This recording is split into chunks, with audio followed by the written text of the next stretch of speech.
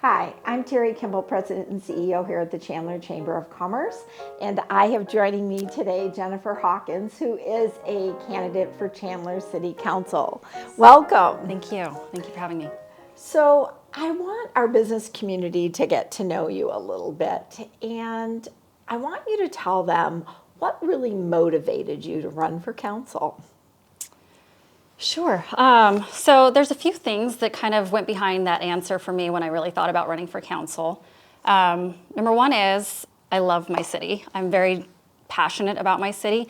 I've lived here for about 19 years. I met my husband here. I've gotten married here in Chandler, and my kids have gone to school here. They played sports here. I'm very Chandler-centric in that, so I'm very invested. So when I thought about it, that also meant how is the city run and how is it affecting my day-to-day life? And so that's what kind of propelled me into moving that into how can I give back? How can I be of service? I love that. So the second part of that is what kind of unique perspectives or experiences that you've had really kind of set you apart from the other candidates? So that's an interesting question. Everybody comes with their different backgrounds and what their different strengths are. But I think for me, I come with my passion for the city, and I think one of the things that I bring is I enjoy listening to people. And I feel like we haven't always done a good job on that, and the ability to, with the intent to listen and learn from that. So I think that because of my role at our automotive repair shop, part of that has to do with building those meaningful relationships. I love that. Thank you. So let's talk about, because you just don't jump in to run for city council, let's talk about how have you prepared, how have you adequately prepared yourself to run for city council? So when you think about the different things, obviously the city's run like a business. My husband and I own an auto repair shop, like I mentioned, so we are familiar with running a budget, making sure the lights are on, paying payroll, and these other sorts of things. So that's one aspect that I look at where I qualify. The other thing is I've taken an active role in politics for at least the last 5 years, where I've tried to keep an eye on things. And granted, there's so much going on. But I've become involved at my legislative district, just trying to understand and get a feel for what's actually going on and meeting our local representatives. I've also taken some other classes that kind of educate you in addition to what's going on outside of just the city. So it kind of gives you a full view of that. Great. So let's talk about, because you are a business owner and we're a business organization, how will you foster a positive working relationship with businesses as well as the chamber? I think that boils down to communication, just building those relationships. And like I said, that's kind of one of my key roles that I do in a regular position anyway. So to me, that just makes sense to continue to build those relationships, have those open two-way dialogues, and see where they can complement each other. Great.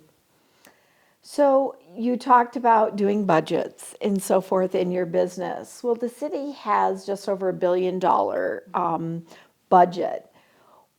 Talk a little bit about what in your background really kind of gives you the experiences in handling that size of budget. That's a big one, and it's impressive that we've grown to that size.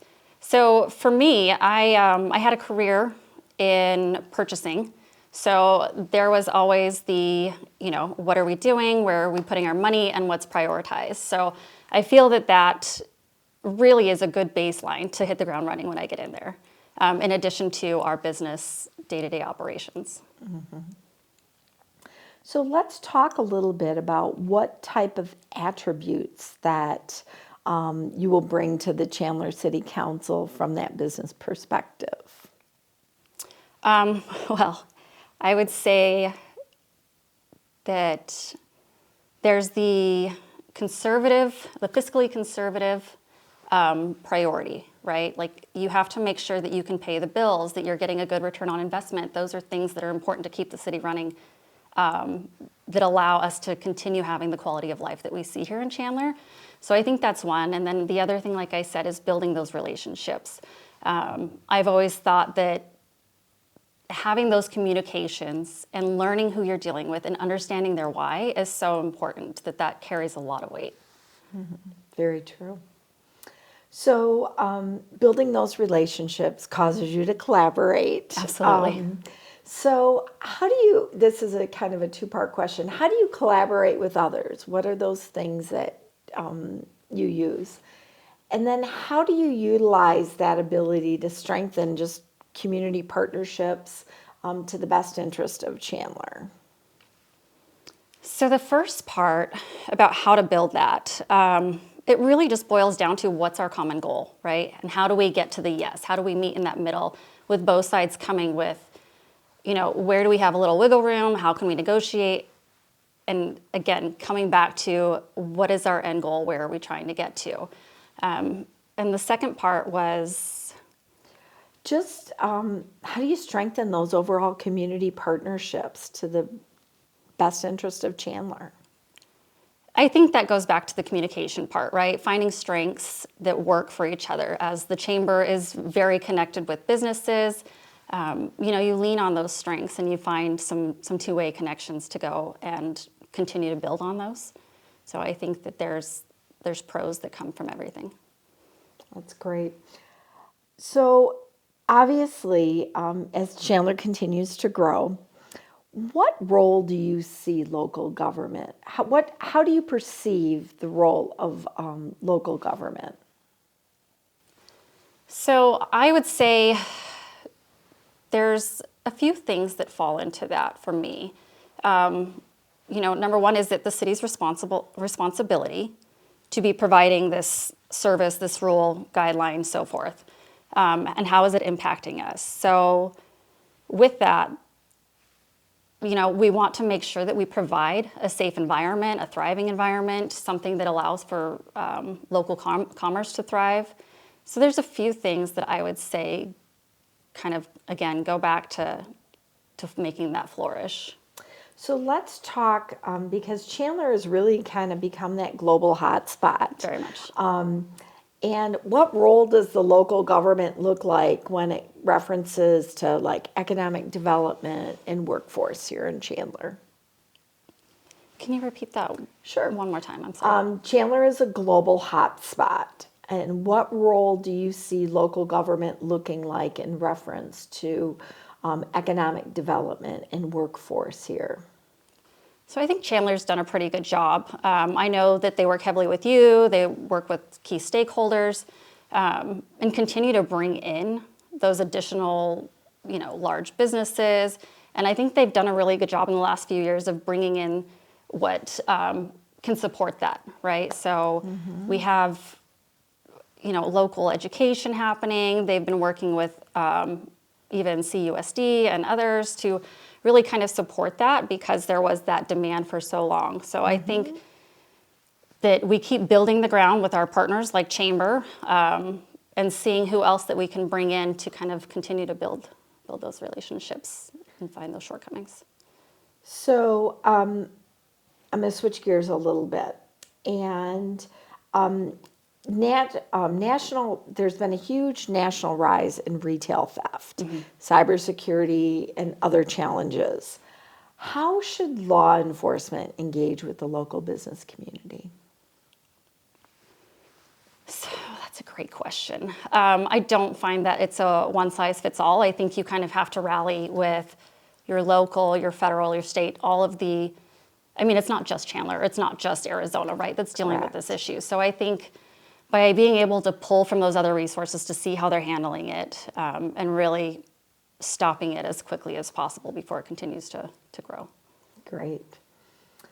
So Proposition 479 is going to be, which will extend the half-cent sales tax for transportation, or half-cent transportation tax for Maricopa County, which will be on the November ballot.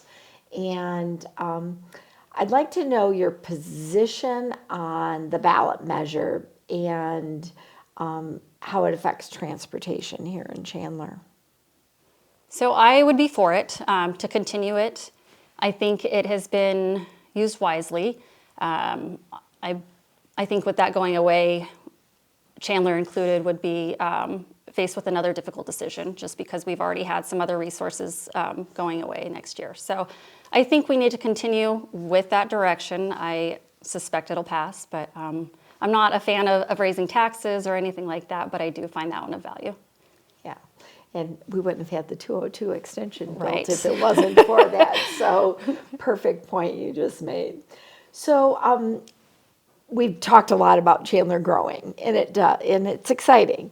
But as Chandler continues to grow, downtown development has really become a focal point for economic revitalization as well as community enhancement. It's kind of our hidden jewel here, Absolutely. one of our many hidden jewels here in Chandler. So what specific strategies would you implement to balance both the historic preservation along with modernization here in Chandler? And what does your overall vision for downtown development look like? I love what they've done so far. I think the city has done such a good job with determining, I would say like they've been thoughtful about it. What we put in, what they're bringing downtown, making sure that we have the parking and infrastructure to support it, because that's huge. So I would just continue with that, seeing that we bring in the correct resources and infrastructure to support what our local business owners are already doing. So I find that it's just got the charm. I don't know how else to put it, but I think that without changing that effect, and that we have, not the chains, but we have local restaurants, local businesses here is my favorite part about it.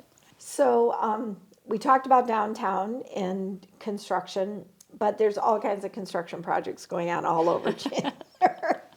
And sometimes the business community often faces disruptions that really impact their overall operations. You being a business owner should knows that. How would you best facilitate completion of these projects in a timely manner? Oh, wow. I think we have to work with what we get as far as people that are willing to bid, and maybe that requires more outsourcing, who's willing to come to the table and bid on these projects. It might be looking at more than one company that does the projects, right? So maybe we can tackle it either in an all-out, blitz type of scenario, or maybe there's the opportunity that we really just bite off what we can chew at one section at a time. I think that's part of the frustration, is that most people see it just across the Chandler area, not just specific to one area, and then they're out of it.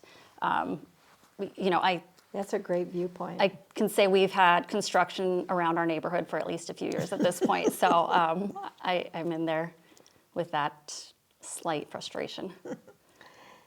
So as Chandler continues to grow, what do you think is the biggest challenge that we're facing here in Chandler within the next couple of years to 5 years? I think we're already facing it. I think that comes with affordable housing. So what that looks like for each person is kind of different. But at the end of the day, Chandler is not alone. It's been across the valley that we've seen, cost of living going up, inflation. And so that also it ends up meaning higher housing, right? So people are priced out, and, kids are staying at the homes longer, and so people aren't moving. And so I think that really the housing is probably the biggest piece that seems to be the struggle from when I'm talking to other folks out there. Yeah, I would agree. I think that's everywhere. Yeah. So let's talk a little bit about your specific priorities, what you would like to do, and list, 3 of your top priorities. Thank you for asking. So I am running on 3 different things for my platform. The first one is I want to be business friendly. I want to keep Chandler business friendly. Sometimes governments get in their own way and they make it a hindrance instead of helping those, right? We want to encourage and have a thriving economic development program here. And that goes across all of Chandler, not just our downtown, but all areas. So I think that would be one of my main focuses, is to make sure that I can help businesses that are wanting to start, businesses that are already here, and just be that kind of conduit that allows council and the business to come to that yes and get them to be able to move forward and make sure that they're set up for success. And the second thing I am working on is I want to be fiscally responsible with our budget. So I want to practice smart spending. I think we've seen some, cities across the nation that haven't been very diligent with their budgets. And then, within a few years, they see that the city has changed. And everybody I've talked to, they love Chandler. We have a great quality of life here. So I think I want to continue down that same path, that I want to make sure that we're focused on the right things for our budgets. And thirdly is I am pro-law enforcement. So our first responders are very important. I want to make sure that they have a really great connection with our community, which I think they've done a fantastic job so far. So I want to encourage that and foster that growth. Great. So we have a few minutes left. Is there anything else that you really want to let the business community know about you, or why people should vote for you? I mean, I'm basically just like them. I don't know how else to put it, but I'm a mom, I'm a business owner. We lived in Chandler for the last 19 years, so I love this city. I want to continue to make it flourish and thrive, and I'm just bringing that perspective to council. Great. I love that. So, Jennifer Hawkins, candidate for Chandler City Council. Thank you so much for joining us.